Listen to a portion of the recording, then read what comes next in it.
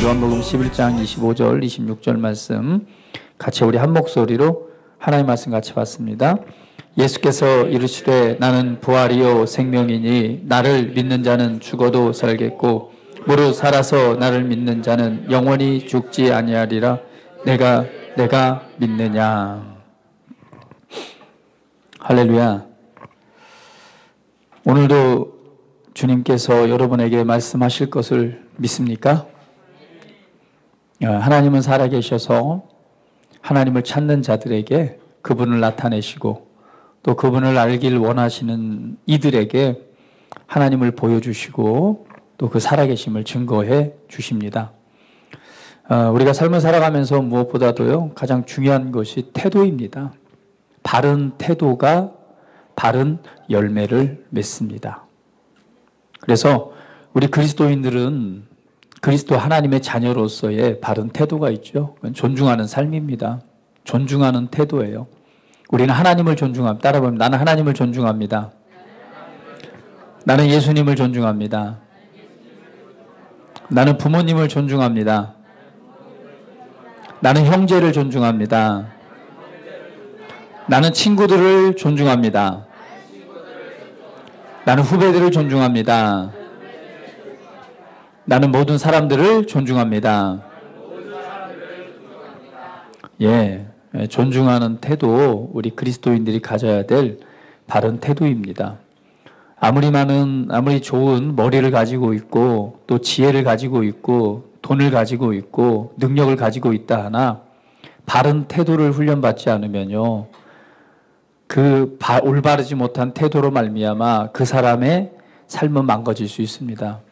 무엇보다도 바르게 말하고 바르게 행동하는 올바른 마음의 태도를 가질 때에 우리에게 주신 은혜가 더욱더 많은 그리고 높은 빛으로 그 탁월함으로 나타나게 될 줄 믿습니다.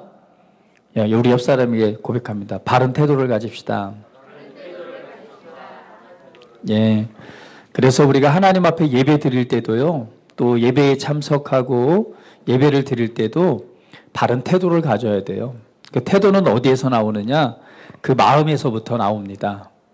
그래서 그 존중하는 태도는 그것이 귀하고 가치 있다라고 여길 때에 존중하는 태도가 나올 수 있어요.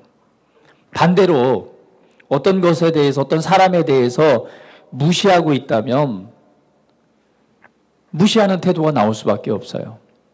친구를 무시하고 있다면 친구에 대해서 무시하는 말을 합니다. 그렇죠? 동생이라고 내가 무가치하게 여기면 무가치한 태도로 대할 수밖에 없어요. 그래서 무엇보다도요, 다 나보다 남을 낮게 여기십시오. 하나님에 대해서 존중하십시오. 그 예배 시간도 마찬가지죠. 하나님께 예배를 드리는 이 시간도 소중하고 의미 있고 가치 있는 시간입니다.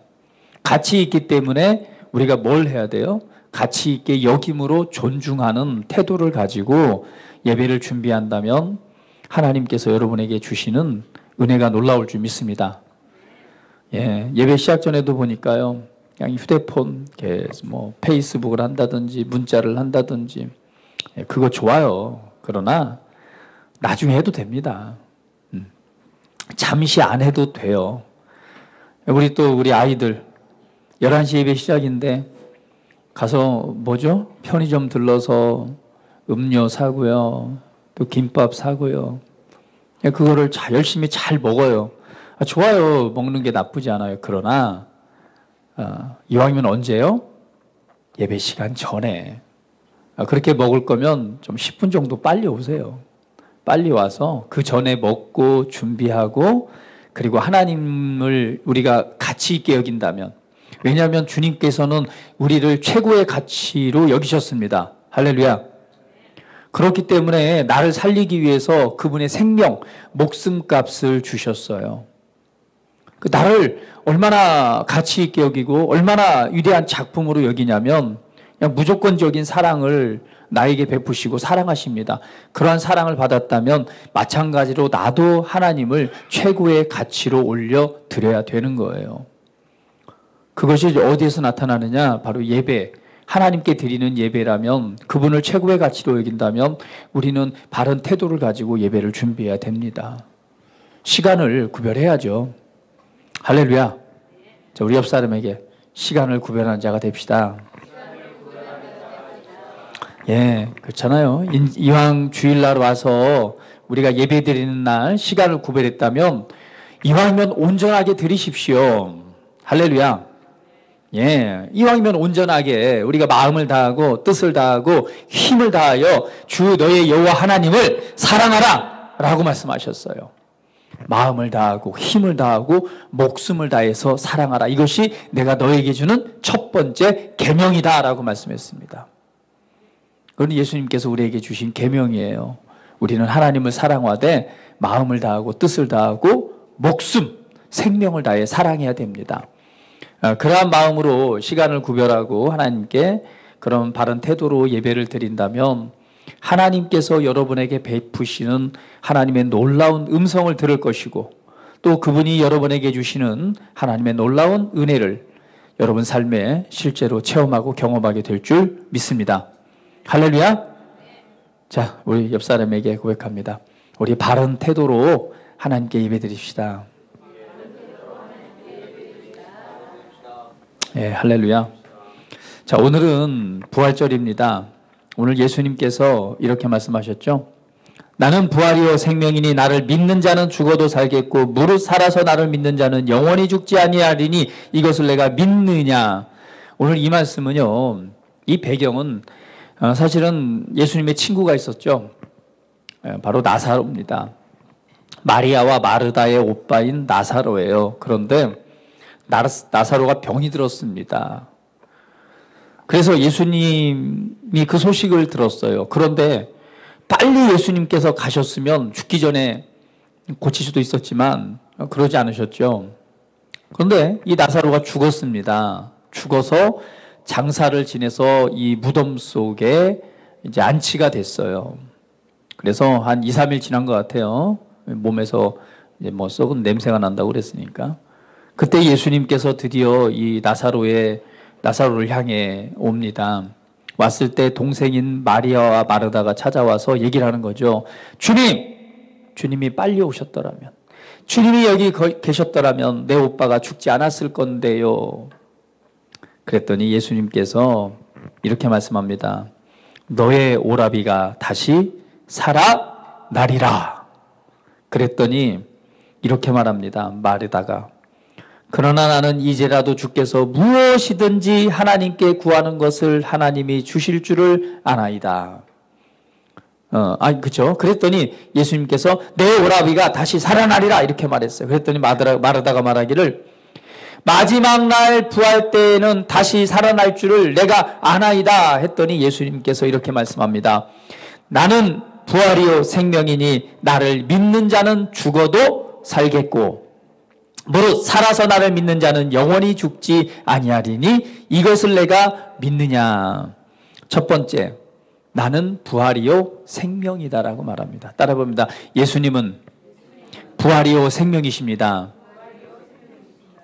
예, 다시 한번 예수님은 부활이요 생명이십니다. 자, 예수님이 왜 이 땅에 오셨어요? 예수님이 왜 이 땅에 오셨죠? 예, 우리에게 생명을 주시기에 오셨습니다. 예수님이 이 땅에 오신 것은 우리에게 생명을 주시기 위해서요. 그런데 예수님 말합니다. 나는 부활이요 생명이다. 그러면서 나를 믿는 자는 죽어도 살겠고, 그러면 이렇게 말하시죠. 나 예수님 믿는데요. 나를 믿는 자는 뭐 할 것이다? 죽어도 살겠대요. 나를 믿는 자는 죽어도 살겠고. 그렇죠? 예수를 믿는 자는 죽어도 살아요. 또 말하기를 나를 믿는 자는 영원히 죽지 아니하리라 이렇게 말씀합니다. 예수님은 우리에게 부활이고 생명이 되십니다. 그래서 나사로가 어땠어요? 그 다음에 예수님이 나사로야 나오라 하오니 나사로가 생명을 얻고 다시 나오게 되죠. 여러분 기억하십시오. 예수님께서는 우리의 생명이 되십니다. 그리고 우리에게 부활이 되십니다. 약속하신 것처럼 예수님께서는 실제로 죽으셨고 약속대로 죽은 지 3일 만에 다시금 부활하셨습니다. 부활이라고 하는 건 죽었다가 다시 살아난 것을 우리가 부활이라고 말합니다. 자, 그런데 예수님께서 분명히 부활하셨어요. 부활함을 통해서 오늘 우리가 의롭게 되었고 우리가 하나님으로부터 생명을 얻었습니다. 오늘은요, 이 부활에 관해서 다른 어떤 실제적인 의미보다는요, 실제 성경에서 부활이 무엇인가에 관해서 잠시 말씀을 나누기를 원합니다. 예수님께서 부활하셨습니다. 그런데 왜 부활이 이렇게 중요한 것인가? 예수님께서 부활하신 것과 함께 예수님께서는 또 다른 부활에 관해서 말씀합니다. 그 부활이 바로 뭐냐면 우리에 관한 부활을 말씀하시는 거예요. 자, 성경에서 말하는 부활은요, 완전한 몸의 부활입니다. 고린도전서 15장 51절에는 이렇게 말씀합니다. 보라, 내가 너희에게 비밀을 말하노니 우리가 다 잠잘 것이 아니요 마지막 나팔의 순식간에 호련히 다 변화되리니 나팔 소리가 나매 죽은 자들이 썩지 아니할 것으로 다시 살아나고 우리도 변화되리라. 이 썩을 것이 반드시 썩지 아니할 것을 입겠고 죽을 것이 죽지 아니함을 입으리로다. 그러나 이제 그리스도께서 죽은 자 가운데서 다시 살아나사 잠자는 자들의 첫 열매가 되셨도다. 사망이 한 사람으로 말미암았으니 죽은 자의 부활도 한 사람으로 말미암는도다. 자, 여러분, 아담으로 말미암아 사망이 왔죠. 그런데 예수님으로 말미암아, 예수님이 부활의 첫 열매가 되심으로 말미암아 우리 또한 뭐가 된다고 말하고 있어요? 저와 여러분도 부활할 것이다 라고 말합니다. 죽었다가 다시 살아날 것이다 라고 말하는 거예요. 할렐루야. 그런데 예수님께서 이렇게 말씀하십니다. 요한복음 5장 성경 보도록 할게요. 요한복음 5장 25절. 요한복음 5장 25절부터 보도록 합니다. 자, 요한복음 25절. 자, 같이 한번 읽어볼까요? 요한복음 5장 25절. 자, 시작. 진실로 진실로 너희에게 이르노니 죽은 자들이 하나님의 아들의 음성을 들을 때가 오나니 곧 이때라. 듣는 자는 살아나리라. 26절. 아버지께서 자기 속에 생명이 있음같이 아들에게도 생명을 주어 그 속에 있게 하셨고 또 인자됨으로 말미암아 심판하는 권한을 주셨느니라. 이를 놀랍게 여기지 말라. 무덤 속에 있는 자가 다 그의 음성을 들을 때가 오나니 선한 일을 행한 자는 생명의 부활로 악한 일을 행한 자는 심판의 부활로 나오리라. 자, 보세요. 예수님께서 25절 말합니다. 진실로 진실로 너희에게 이르노니 죽은 자들이 하나님의 아들을 음성을 들을 때가 오나니 곧 이때라. 듣는 자는 살아나리라. 자, 여기에서 25절에 말씀하는 것과 28절은 또 이렇게 말씀합니다. 이를 놀랍게 여기지 말라. 무덤 속에 있는 자가 다 그의 음성을 들을 때가 오나니. 두 가지를 말하죠. 지금 현재 죽은 자들이 하나님의 아들의 음성을 들을 때가 있고요. 무덤 속에 있는 자가 그의 음성을 들을 때가 있대요. 그러면 지금 예수님께서 여기에서 하시는 첫 번째는 뭘까요? 죽은 자들이 하나님의 아들의 음성을 들을 때라고 하는 것은 어떤 의미일까요? 이거는 예수님을 믿지 않는 영적으로 죽은 자들을 의미합니다. 아직 예수님이 오셔서 복음의 실제가 되지 않으셨잖아요. 그러니까 예수님이 이 땅에 오셨을 때 하나님과의 영적 죽음의 상태, 영원한 심판에 이를 수밖에 없는 지금 그들을 향해서 말씀하시는 거예요. 너희들이 지금 내 음성을 들음으로 말미암아 뭐 할 것이다? 살게 될 것이다. 우리가 예수님의 음성을 듣고 그분의 복음을 받아들임으로 말미암아 우리가 살아났습니다. 우리 옆 사람에게 나는 그리스도로 말미암아 살아났습니다. 그러나 예수님이 또 하나를 말씀하시는 거예요. 그건 뭐냐면 이제 무덤에 있는 자들은 어떤 자들이에요? 죽어서 땅에 묻힌 자들을 의미하는 겁니다. 무덤에 있는 자들이, 무덤 속에 있는 자가 누구의 음성? 하나님의 아들의 음성을 들을 때가 오나니 그때에는 어떤 일이 생기느냐? 29절. 선한 일을 행한 자는 생명의 부활로, 악한 일을 행한 자는 심판의 부활로 나오리라. 자, 무덤 속에 있는 자들이 하나님의 아들의 음성을 들을 때가 오는데 그때 어떤 일이 생긴다? 생명의 부활과 심판의 부활, 다시 살아나는 일이 있다라고 말합니다. 여러분 반드시 기억하세요. 우리가 죽으면요, 하나님의 암송을 들었습니다. 우리가 죽으면 우리 몸은 땅에 묻히지만 우리는 어디로 들어가요? 하나님의 임재 안으로 들어가죠. 그러나 그게 끝이 아니에요. 하나님의 임재 안으로 들어간 것, 천국에 간 것이 끝이 아닙니다. 마지막 때를 성경은 무엇을 말하고 있냐면 우리가 몸을 떠나서 하나님의 임재, 하늘나라의 천국에 들어간 것이 끝이 아니라 우리에게 무엇이 있다라고 말해요? 부활일이 있다고 말합니다. 그래서 우리는 천국에 들어간 것이 끝이 아니라 우리의 끝은 뭐냐면요, 몸의 부활. 따라해봅니다. 우리의 끝은 몸의 부활입니다. 믿는 자나 믿지 않는 자나 모두가 다 몸으로 부활을 합니다. 다시금 새 몸을 얻고 부활을 해서 그때에 하나는 뭐예요? 생명에 관한 심판이요. 하나는 뭐예요? 생명의 부활이 하나는 뭐예요? 심판의 부활을 지금 말하고 있는 거예요. 반드시 모든 사람은요, 인류의 모든 사람은 반드시 다 부활하게 되어 있습니다. 그게 생명의 부활이냐 심판의 부활이냐로 나눠지는 거예요. 그러면 성경에서는 부활에 관해서 뭐라고 말하고 있는지 고린도전서 15장 한번 가봅니다. 고린도전서 15장 22절. 고린도전서 15장 22절 말씀 성경 찾아볼게요. 고린도전서 15장 22절. 자, 같이 한번 읽어봅니다. 시작. 아담 안에서 모든 사람이 죽은 것 같이 그리스도 안에서 모든 사람이 삶을 얻으리라. 그러나 각각 자기 차례대로 되리니 먼저는 첫 열매인 그리스도요, 다음에는 그가 강림하실 때에 그리스도에게 속한 자요, 그 후에는 마지막이니 그가 모든 통치와 모든 권세와 능력을 멸하시고 나라를 아버지 하나님께 바칠 때라. 할렐루야.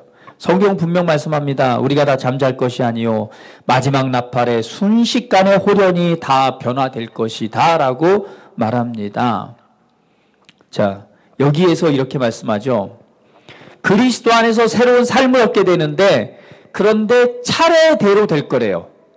차례대로 되는데 먼저는 첫 열매인 그리스도요, 다음에는 그가 강림하실 때에 그리스도에게 속한 자요, 마지막으로 마지막이니 그가 모든 통치와 모든 권세와 능력을 멸하시고 나라를 하나님 아버지께 바칠 때라 라고 말합니다. 그러면 자, 여러분 보세요.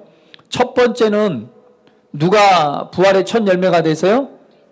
그리스도가. 두 번째는요, 그가 뭐 하실 때? 강림하신다고 그랬으니까 강림한다는 얘기는 뭐예요? 다시 오실 때. 그러니까 예수님이 재림하실 때 그리스도에 속한 자들의 부활이 있다는 거예요. 세 번째는요, 마지막 때에, 마지막 심판 때에 누가 부활을 해요? 모든 사람이 부활을 한다라고 말하고 있는 거예요. 다시 한번 여러분 부활에 관해서 정확히 아셔야 됩니다. 우리가 부활, 예수님의 부활이 우리에게 주는 의미는요, 부활을 통해서 우리가 의롭게 되고 생명을 얻었지만 부활은 그걸로 끝나는 게 아니에요. 우리가 뭐 하는 거예요? 부활하게 됩니다. 예수님 부활의 첫 열매가 되셨듯이 우리도 그의 생명으로 말미암아 부활하게 됩니다. 그런데 그 부활에 관해서 성경은 말합니다. 첫 번째는 예수님이 부활한 것이요, 두 번째는 예수님이 뭐 하실 때? 재림하실 때 그리스도에게 속한 자요, 세 번째는요, 모든 이들 마지막 심판 때에 모든 자들이 부활할 것이라고 말합니다. 예수님은 2000년 전에 이 땅에 오셨습니다. 할렐루야. 이 땅에 오셔서 우리를 위해서 그 살을 찢기시고 죽으시고 그리고 부활하심으로 말미암아 우리에게 생명을 주셨습니다. 그리고 예수님은 이 땅에 며칠 동안 40일 동안 이 땅에 보이시고 그리고 다시금 어디로 가셨어요? 하늘로 가셨습니다. 가시면서 예수님께서 말씀하셨어요. 나는 다시 올 것이다. 다시 올 것이다. 언제? 모든 민족에게 복음이 전해지면, 그때가 마지막 때인 줄 알라. 그때가 되면 내가 올라간 모양 그대로 다시 올 것이다. 그때에 그리스도에게 속한 자들이 부활하게 됩니다. 예, 몸을 입게 돼요. 그것으로 끝난 것이 아니라 마지막 심판 때에는 모든 이들이 부활을 하게 됩니다. 그런데 이 마지막 때의 예언은요, 성경에 나와져 있죠. 요한계시록을 중심으로 마지막 때에 대해서 예언이 되어져 있습니다. 여러분, 창세기가 첫 시작이라면 마지막 성경 끝에 있는 성경이 뭐예요? 요한계시록이죠. 요한계시록입니다. 계시록은 끝을 의미하고 있어요. 그래서 미래에 이런 일이 있을 것이다. 자, 모든 예언이 성취됐지만 아직 예수님 오셨어, 안 오셨어요? 예수님 오신 이후에 어떤 일이 생길까요? 예? 예수님이 이 땅에 오시면, 그런 예수님 다시 오신다고 그랬더니요, 우리 혜민이가 그러더라고요. 나는 아직도 나이가 어린데, 아직도 놀 세상이 많고, 해보지 않은 것도 많은데, 벌써 오시면 어떡해요? 야, 그냥 이 세상에 사는 것보다 주님이 오시는 게 훨씬 좋아요. 네. 왜냐하면 우리가 이 세상에 있는 즐거움 가지고는요 비교할 수가 없어요. 예수님이 다시 오셔서 그 부활의 영광에 참여하는 것, 우리가 그분의 임재 안에 들어가는 것은요 이 세상에 있는 어떤 즐거움과도 비교할 수가 없습니다. 그래서 우리가 주님의 오심을 기다리는 거예요. 주님 어서 오세요. 주님 빨리 오세요. 근데 우리 아이들은 얘기를 하죠. 아니, 내가 이렇게 지금 이 좋은 세상에서 먹을 것도 많고 놀 것도 많은데 벌써 주님 오시면 어떡해. 자, 주님이 반드시 오십니다. 할렐루야. 근데 주님이 오시기 전에 이제 이런 일들이 생길 거다라고 말을 하죠. 주님이 오시기 전에 땅끝까지 복음이 전해져야 될 것이고요. 그리고 예수님이 오시기 전에 각처에 기근이 있고 전쟁의 난리가 난다라고 말하고 있습니다. 또 그것에 대한 부분을 계시록은 아주 자세하게 설명을 하고 있어요. 그래서 정말 예수님이 언제 오실 거냐라고 또 성경에서 예언되어진 부활이 언제 일어날 것이냐에 대해서는 여러 가지 학설들이 있습니다. 왜냐하면 성경을 해석함에 있어서 그것을 이게 명확하게 예언은 되어져 있지만 그것을 명확하게 문자적으로 해석할 것이냐 상징적으로 해석할 것이냐에 따라서 그 순서가 좀 바뀌기는 해요. 그래서 여러분에게 간단하게 소개를 해드릴게요. 첫 번째는요, 후천년설. 왜냐하면 왜 후천년설이라고 말하면 계시록에 보면은요 예수님이 오신 이후에 그 다음에 예수님께서 계시록에 뭘 말하면 천년 왕국에 관해서 말하고 있어요. 천년 왕국의 시대가 도래할 것이고 천년 동안 왕노릇할 것이다 라고 말씀하는 구절이 있습니다. 마지막 때 계시록 20장에 보면. 그래서 천년 왕국 시대가 있는데 도대체 이 천년 왕국 이전에 예수님이 재림하시느냐 아니면 천년 왕국 이후에 예수님이 재림하실 거냐에 따라서는요 이렇게 계속 신학적으로는 여러 가지 논란이 있습니다. 그래서 네 가지 설이 있는데요. 첫 번째는 후천년설이에요. 천년 왕국 이후에 예수님이 재림하실 것이다 라는 이론입니다. 천년 왕국이 있은 다음에 예수님이 재림할 거다. 그래서 천년 왕국 시대를 어떻게 보냐면 교회가 성령님께서 오시고 교회의 부흥기 있잖아요. 교회가 오순절 이후에 교회가 굉장히 활성화되고 부흥이 됐잖아요. 이 교회가 부흥되는 시기를 천년으로 본 거예요. 그래서 이 천년이 차게 되면 뭐가 오고 천년 시대가 그때부터 천년이죠. 그러니까 오순절 종교개혁 이후에 오순절 성령의 새 바람을 통해서 교회들이 막 부흥하기 시작하잖아요. 그때부터가 천년 왕국 시대라고 본 거예요. 그래서 그 천년이 끝날 때 뭐가 오고요? 대환란이 시작됩니다. 여러분 계시록에 있는 대환란, 여러분 이 세상에서 듣도 보지도 못한 그런 놀라운 환란의 시대가 있어요. 반드시 옵니다. 그 환란 시대 이후에 예수님이 재림할 것이고 그 다음에 성도의 부활과 심판과 새하늘과 새 땅이 올 것이다라고 하는 게 후천년설인데 사실은 이것은 이제 뭐예요? 주장하지 않습니다. 지나간 이론이에요. 또 한 가지 이론은요, 뭐냐면 무천년설. 그래서 이 천년의 시간을 문자 그대로 본 것이 아니라 상징적으로 보고 있습니다. 그래서 이 천년 왕국 시대를 뭘로 보냐면 천년이면은 천년이 돼야 되잖아요. 근데 예수님이 이 땅에 초림하신, 예수님이 2000년 전에 오신 이후부터 예수님이 재림하실 때까지를 천년으로 보는 거예요. 그때 천년이고, 그렇기 때문에 예수님의 초림 이후에, 그러니까 그 천년 기간을 예수님 재림 이후로 보는 것이 아니라 천년을 예수님의 초림, 그러니까 재림 이전을 천년으로 보는 거죠. 그래서 예수님이 오신 그때부터, 초림 그때부터 대환란이 예수님 재림 때까지를 천년 왕국으로 봅니다. 근데 벌써 예수님 2000년 지났잖아요, 오신 지. 그게 문자적으로 보는 게 아니라 상징적으로 보는 거죠. 그래서 반드시 또 뭐가 있느냐? 예수님이 오시기 전에 뭐가 있다? 대환란이 있다. 그 환란의 기간이 있은 이후에 예수님이 재림하실 것이고 그 재림할 때에 성도의 부활 그리고 최후의 심판 이후에 새하늘과 새 땅이 있을 것이다라는 것이 무천년설이라는 또 우리가 학설이 있습니다. 또 한 가지는요, 전천년설이죠. 전천년설은 뭐예요? 재림 이후에 천년 왕국 시대가 도래할 것이다라는 설입니다. 그래서 전천년설에서는요, 역사적 전천년설과 세대주의적 전천년설로 나눠져요. 그래서 이 이론은 뭐냐면요, 먼저 7년간 대환란이 있을 것이다.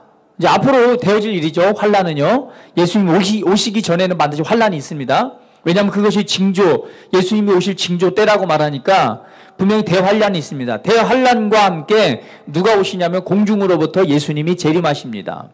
예수님이 재림하실 때 그때에 오늘 그리스도에게 속한 자가 부활하게 되고 부활과 함께 이 땅에서 살아서 주님을 맞이하는 자들이 그냥 부활체로 들림을 받죠. 그것을 휴거라고 말하죠. 예. 휴거가 된 이후에 천년 왕국 시대가 그때부터 예수님과 함께 믿는 자들이 다스리는 천년 왕국 시대가 있을 것이다. 그리고 천년 왕국이 끝났을 때에 이제 마귀, 사단이 천년 왕국 동안 사로잡히고 천년 왕국이 끝날 때쯤에 마귀가 놓이게 되고 그 이후에 최후의 심판이 있고 최후의 심판이 있을 때에 불신자들까지 다 부활돼서 심판을 받고 그리고 하늘로부터 새하늘과 새 땅이 열림으로 말미암아 이 모든 성경이 완성이 되어지죠. 이것이 역사적 전천년설입니다. 대부분의 그 보수론 교단이나 신학에서는 이 전천년설과 이 무천년설을 상호 보완적으로 그냥 받아들이고 있어요. 마지막 세대주의적 전천년설은요, 이거는 성경을 문자 그대로만 이렇게 해석한 거예요. 그러다 보니까 예수님이 재림이 2번 있다라고 말합니다. 그래서 예수님이 공중 재림하고 휴거가 되어지고 다시금 거기서 7년 대환란이 있고요. 그 다음에 그리스도께서 지상 재림하신 이후에 천년왕국이 시대가 열리고 천년왕국이 끝난 이후에 최후의 심판 그리고 새하늘과 새 땅에 이르게 된다라고 하는 것입니다. 그런데 이 세대주의적 전천년설을 통해서 예전에 여러분 92년도에 다미성교회라고 알죠?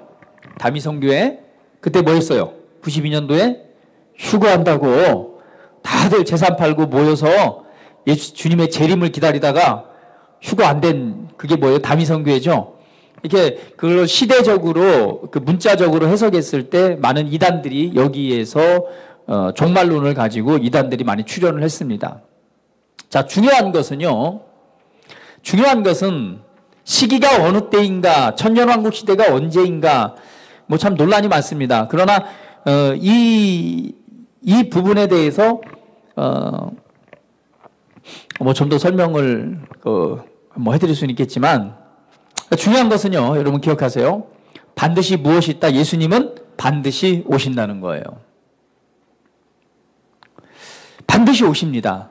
그런데 아까 말씀드렸듯이 전천년설이나 그 다음에 무천년설이나 그 다음에 세대주의적 전천년설이나 이것을 문자적으로 보느냐 상징적으로 보느냐에 따라서 많은 논란이 있어 왔습니다. 그러나 중요한 것은 예수님이 오십니다. 할렐루야. 그리고 예수님이 오실 때에 예수님이 공중에서 재림하시기 전에는 반드시 무엇이 있다? 징조가 있다. 그리고 환란이 있을 것이다. 그리고 예수님께서 재림하실 때에 살아서 주님을 맞이하는 이들이 있고요. 오늘 무덤 속에 묻힌 이들이. 그래서 예수님이 재림하실 때에 공중에서 그러니까 이미 누구와 천국에 가 있는 사람들이 주님과 함께 올 거예요. 함께 올 때에 휴거 이 땅에서 살아서 공중 재림을 주님의 오심을 보는 사람들은 나팔 소리와 함께 이 몸들이요 호련히 변화될 거예요. 하르파조라고 말합니다. 하르파조 휴거란 뜻을 낚아채다는 의미예요. 여러분 아시죠? 독수리가 내려와서 순간적으로 확 잡아서 하늘로 올라가잖아요. 이걸 휴거라고 말하는 거예요. 주님이 오실 때 순간적으로 우리가 살아서 주님을 만날 수도 있어요. 믿습니까? 우리가 살아서 주님의 오심을 볼 수도 있어요. 뭐 우리는 못 보고 얘네들 세대에 볼 수도 있습니다. 혜민이나 선민이 세대에. 분명한 건 주님이 오실 때에 살아서 주님을 맞이하는 자들에게는요, 순간적으로 그 몸이 이 부활의 새로운 몸으로 변화될 것입니다. 그때는요, 이렇게 말하고, 아니, 어떻게 부활의 몸을 가질 수 있어요? 예, 가지게 됩니다. 그런데 그 몸은요, 성경은 이렇게 말해요. 사람이 2000년 전에 죽은 사람이고 5000년 전에 죽은 사람도 있잖아요. 그렇죠? 도대체 그 물질들이 다 어떻게 여러분 그 사람이 썩으면 다 어디로 가요? 흙으로 가고 때로는 공기 중에 이 세포가 돼서 다 날아다닙니다. 그걸 또 누가 먹고요? 식물들이 먹고 식물이 먹은 걸 우리가 먹고 또 싸내고 그런데요. 그 마지막 때가 되면 계시록에서 보니까 물과 바다, 땅, 산에서요. 이걸 막 토해내기를 시작한다라고 말해요.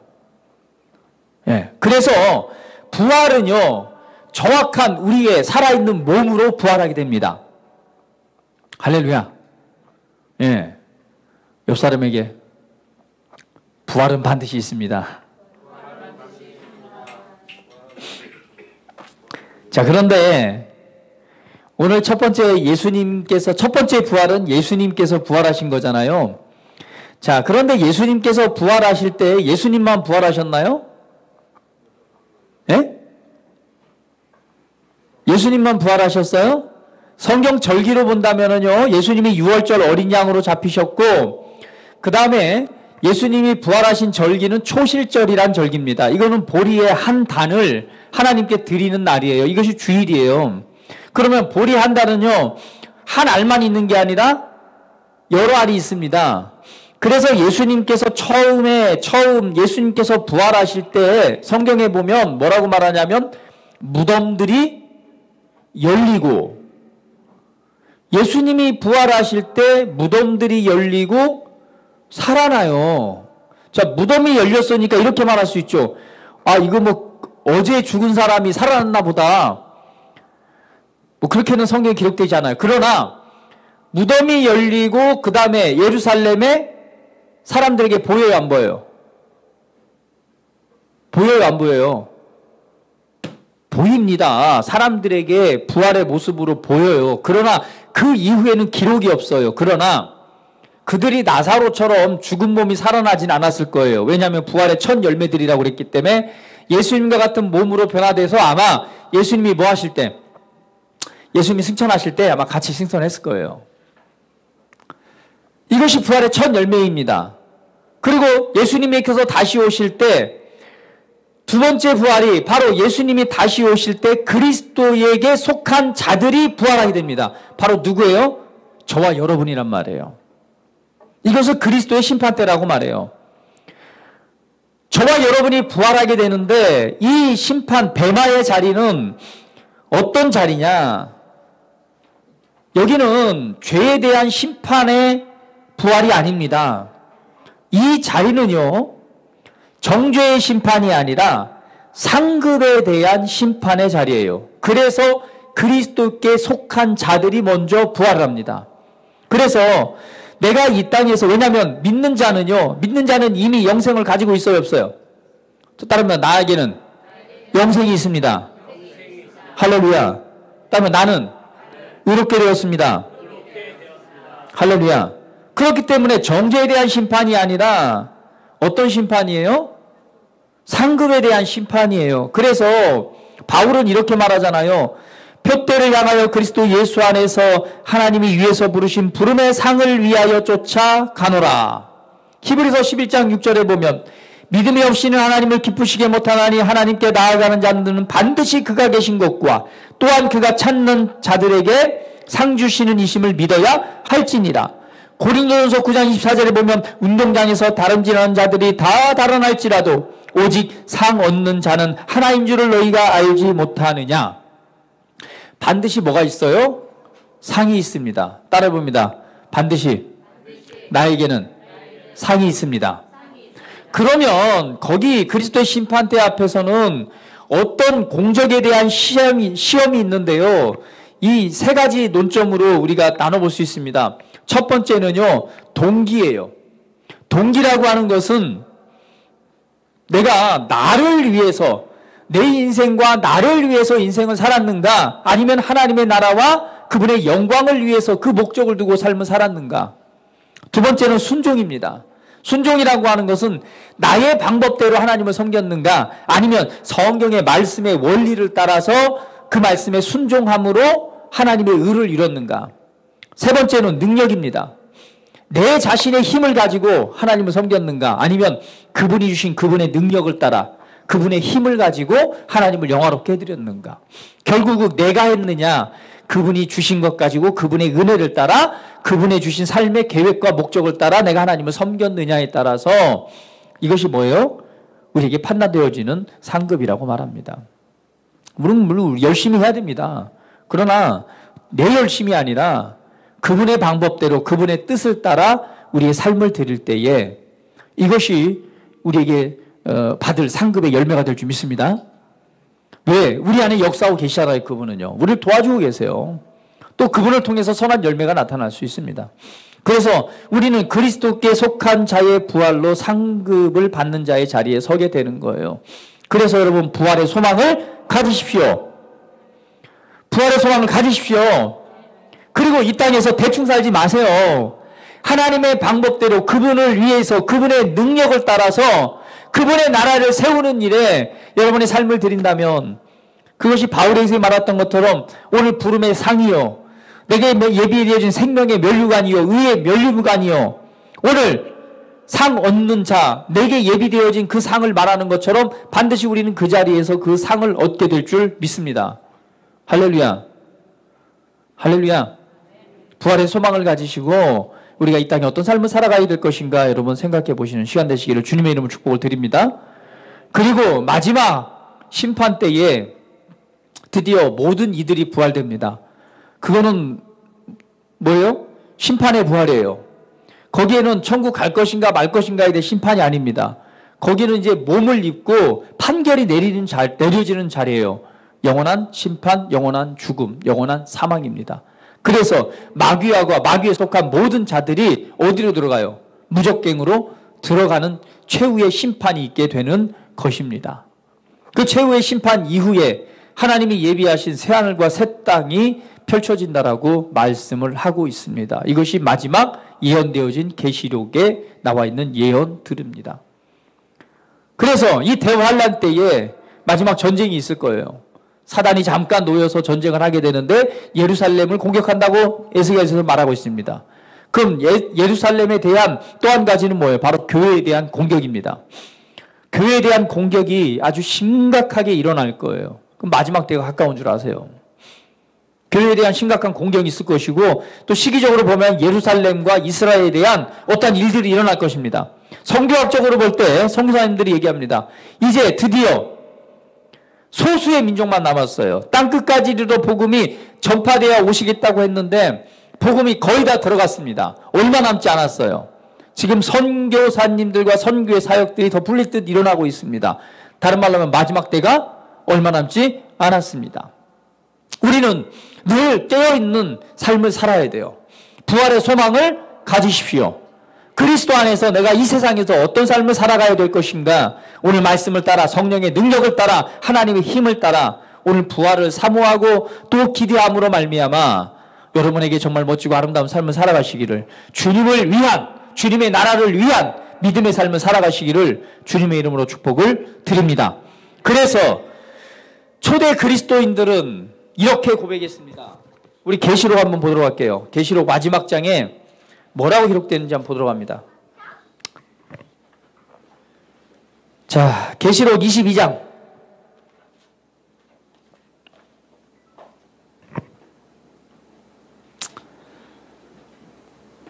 자, 계시록 22장 20절 같이 한번 읽어봅니다. 시작.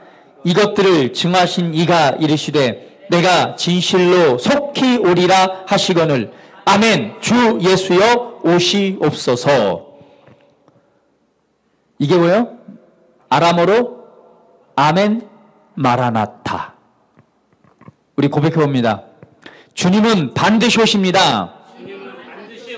주님은 빨리 오십니다. 주님 속히 오시옵소서. 아멘 마라나타. 주님 빨리 오세요. 주님 속히 오세요. 이게 마라나타입니다. 주님은 반드시 오십니다. 빨리 오십니다.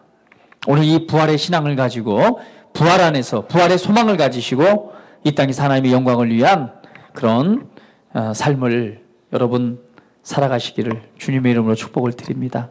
다 같이 기도드립니다. 우리 시간 함께 고백할 때 주님께서 말씀하신 나는 부활이요 생명이다라고 말씀하셨습니다. 오늘 나는 정말 내가 이 부활의 소망을 가지고 있는가? 그리고 내가 이 부활할 그 날을 바라보며 나는 이 세상에서 어떠한 삶을 살아가고 있는가?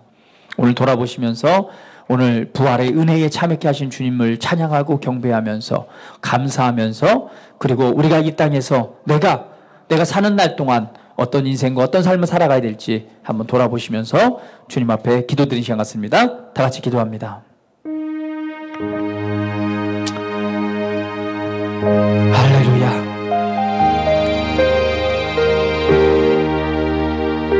마라나타 주님 오시옵소서.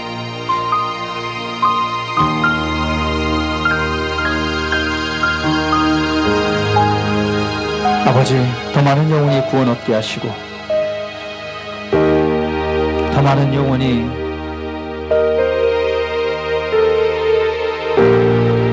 이 생명의 부활에 참여케 하시옵소서.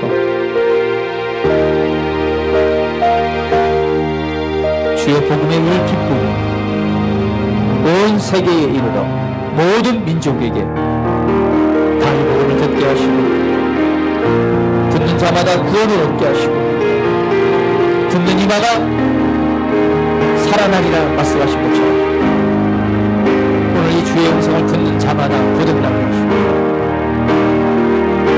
그 은혜의 영광을 찬송케 하시옵소서. 우리가 주님의 오심을 기대합니다. 주님의 오심을 기대합니다. 주님 오실 그 날을 바라보며 우리가 어떤 인생과 어떤 삶을 살아가야 될지 아버지 돌아보며 주님의 영광을 위한 주님을 위한 주님과 함께하는 삶을 살아가기를 원합니다. 아버지 영광 받으시옵소서. 찬양 받으시옵소서. 높임을 받으시옵소서.